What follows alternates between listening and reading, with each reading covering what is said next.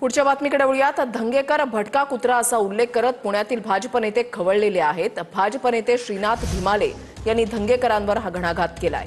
तर धंगेकरांना नाव ठेवण्याच्या ऐवजी आरोप खोडून काढा असं वसंत मोरेंनी म्हटलंय। पुणेकर म्हणून मी धंगेकरांच्या पाठीशी उभा असं वसंत मोरेंनी म्हटलंय।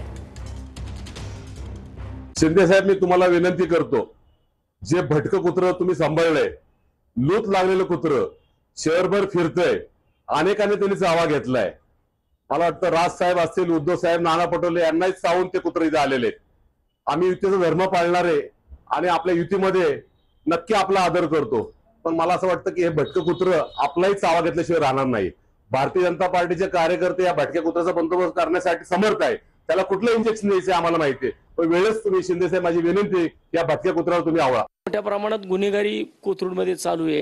ह्या गुन्हेगारीचं उदात्तीकरण करतानाच तुम्ही लोक दिसताय।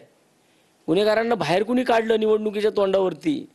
मग दंगेकरणीचे काय आरोप केले असतील तर ते आरोप तुम्ही दंगेकर चुकीचा आरोप म्हणते करतोय म्हणून ते खोडून दाखवा ना। ते न करता त्याला वेगळ्या स्वरूपामध्ये काहीतरी नावं ठेवायची दंगेकरच्या।